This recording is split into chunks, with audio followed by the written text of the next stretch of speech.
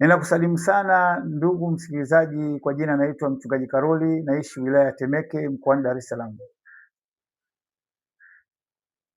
Ninakuletea maneno ya Mungu yaliyomo katika kitabu cha Biblia, na somo hili nimeligawanya katika vipengele vitano. Kipengele cha kwanza kinasema hivi: neno la Mungu ni taa ya maisha yetu.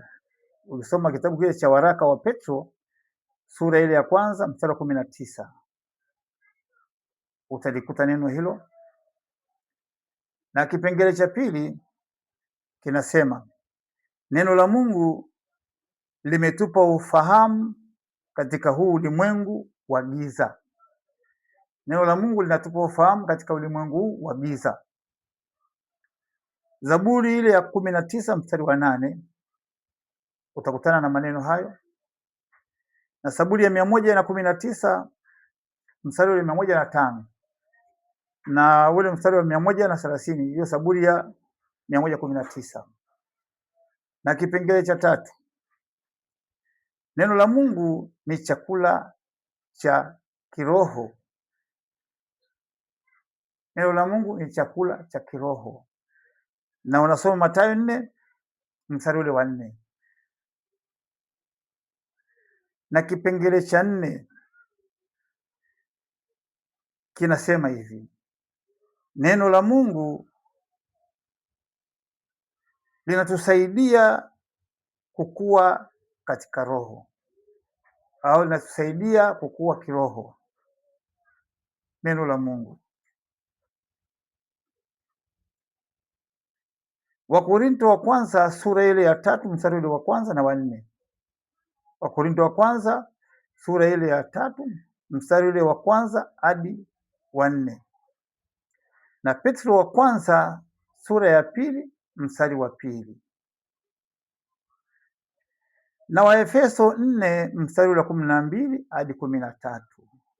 Kwa hiyo neno la Mungu linatusaidia kukua katika roho. Na kipengele cha 5 na cha mwisho, neno la Mungu ni mbegu. Neno la Mungu ni mbegu. Sura ile Luka sura ile ya 8 na mstari wa 14 hadi 15, na pia unaweza kurudi tena nyuma kwa sababu mstari wa 11, na Zaburi ile ya kwanza na mstari ule wa 3, na Wakorinto wa pili sura ile ya 9 mstari ule wa 10. Turudi ufafanuzi kidogo. Neno la Mungu, kipengele cha kwanza, neno la Mungu ni taa ya maisha yetu. Neno la Mungu linaposema ni taa, maana yake sio taa hii tunayojimulika sisi kwa ajili ya kusomea au inayotumulikia sisi katika mambo mbalimbali ya maisha yetu ya kidunia. Hii neno la Mungu ni taa linalokuongoza wewe, linalokumulikia mambo ya kiroho, linalokumulikia, yani linakumulikia ili uweze kuona njia inayoelekea katika uzima wa milele. Lazima uwe na hiyo taa ambayo ni neno la Mungu, na neno hili utalisoma hata ninapokufundisha hivi au unaposoma hivi, ili neno linakufanya unapata kamwanga kakujua njia ya kuelekea kwenye ufalme wa Mungu. Na kipengele cha pili, neno la Mungu linatupa ufahamu katika ulimwengu huu wa giza. Sisi, hii dunia yote inakaa katika giza, sio giza lile la usiku. Giza maana yake ni giza lililopo ambalo wewe huwezi ukaona mambo ya Mungu. Kwa hiyo lazima neno la Mungu likutie nuru wewe ili uweze kuona mambo ya Mungu. Kwa hiyo usije ukafikiri kwamba pengine wewe unajua mambo ya Mungu, kumbe saa nyingine hata huyaelewi mambo ya Mungu. Wewe kumbe hata kusoma Biblia, sasa nimesoma Biblia yote, nimesoma si ya Kiingereza, nimesoma Kiswahili, nimesoma Kigiriki. Wewe ulikuwa unasoma sheria za kibinadamu ambazo Mungu aliwapa binadamu hizo sheria, lakini yale mambo ya Mungu wewe bado hujayafahamu. unafahamu tu sheria za kwenye Biblia. Unaweza ukasoma zote na ukazielewa sheria, lakini njia ya kuelekea katika uzima milele huwezi kuipata kwa njia hiyo. Lazima upate nuru ya kukuonyesha njia ya kuelekea katika uzima wa milele.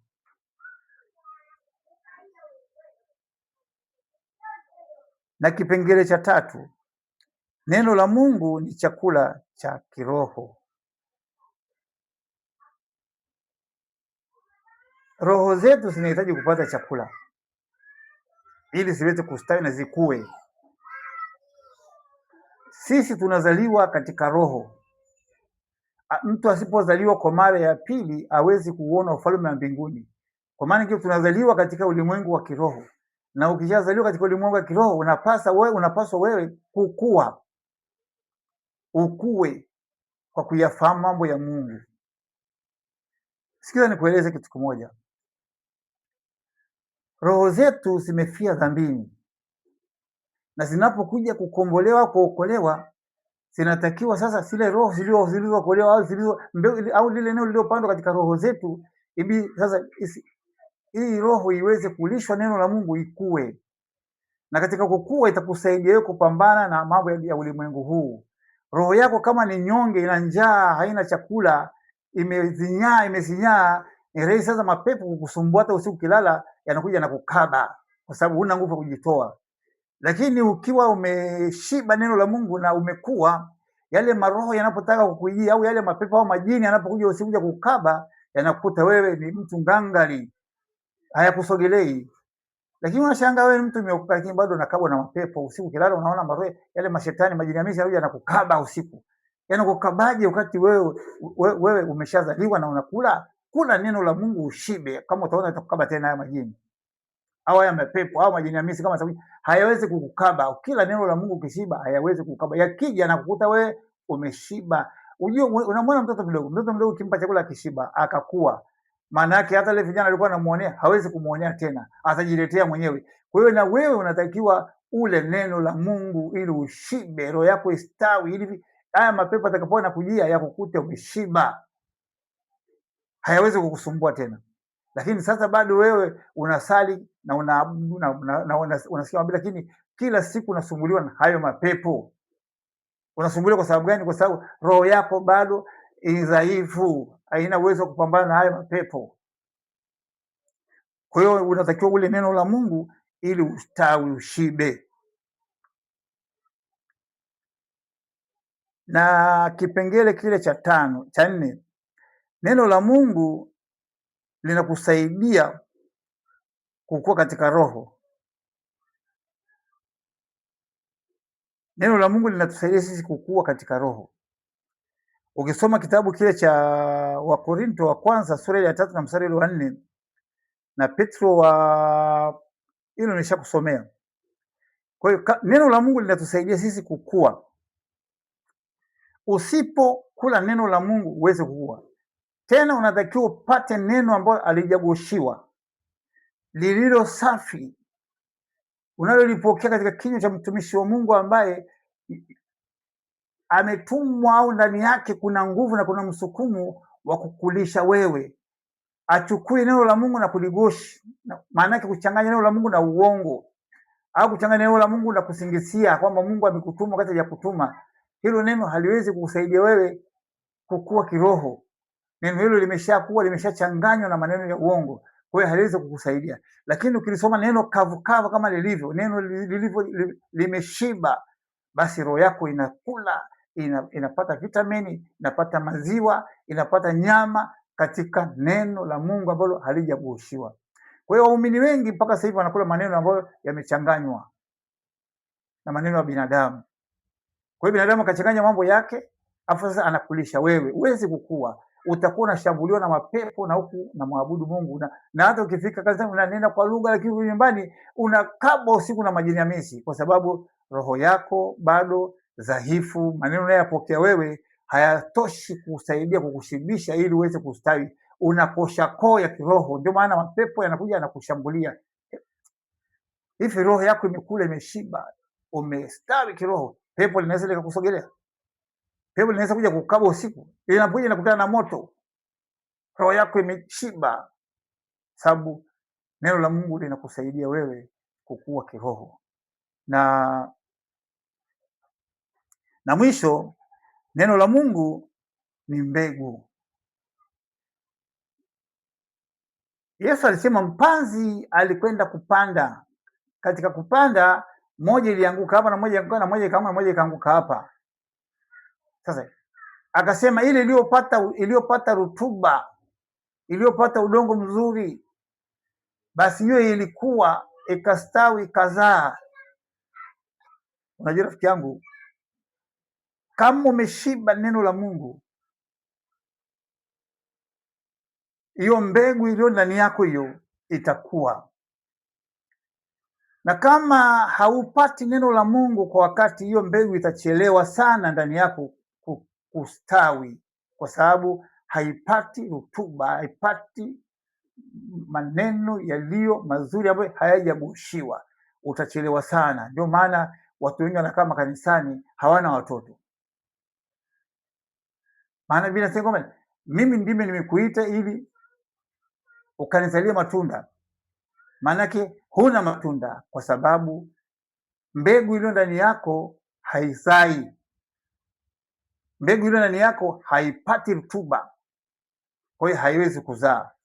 Kwa hiyo ndugu mpendwa msikilizaji wangu, hebu jitahidi sasa kuhakikisha kwamba maneno haya niliyokufundisha hapa ujitahidi kuyashika vizuri na ujitahidi kuyasoma vizuri. Maneno haya yatakusaidia sasa kuanza kukua kiroho. Nami nitaendelea kuwepo hapa katika kila siku kukufundisha ili ukue kiroho, ili uweze kuona mabadiliko haya ninayokufundisha, ili uweze kuyaona manufaa yake, kwamba sikufundishi bure na kufundisha ili uweze kuona manufaa. Ukiyafuatilia maneno haya utakuwa kiroho, roho yako itashibishwa na utakuwa na hata ile mausumbufu unayopata ya usiku, shambulia mashetani yatakuwa hayapo, na utakuwa na ufahamu wa kumjua Mungu na kufahamu unakoelekea. Asante sana, nikuombee sasa. Mungu Baba mwema na mwenye upendo, katika jina la mwana wako Yesu, ninamuombea msikilizaji wangu atakapokuwa anayesoma neno haya. Mungu, wewe ndio uhusike katika kumfunulia na kumsaidia kuelewa, kwa sababu pasipo wewe ili neno nililolihubiri haliwezi kusaidia chochote. Lifanye neno hili likazae matunda kwa wale wanaonisikiliza na yule aliyosikia. Mungu wa mbingu na nchi, msaidie naye anayekwenda kusoma awe na hamu ya kusoma na awe na hamu ya kuyafuatilia haya ambayo nimemfundisha. Asome mwenyewe pia katika Biblia ili aweze kujilisha pia, ili roho yake iweze kustawi, ili naye aweze kuendelea kukutumikia wewe, katika jina la Yesu Kristo. Yule ambaye ni mdhaifu, anaumwa, Mungu wa mbingu na nchi, kama kichwa kinamuuma, naomba kichwa kikome sasa atakaposoma neno haya. Na kama hana watoto, naomba ili neno liingie ndani yake likamzalishie watoto wa kimwili na hata wa kiroho pia. Mungu wa mbingu na nchi, kama ana mikosi na balaa na namna kila analolifanya hapati manufaa, halimsalishii, naomba sasa ukapate kumsaidia Mungu atakaposoma neno haya, aanze kuona baraka zako kupitia maneno aliyosoma, aanze kuona baraka za kiroho na aanze kuona baraka za kimwili, katika jina la Baba na la Mwana na Roho Mtakatifu ninaomba, amen.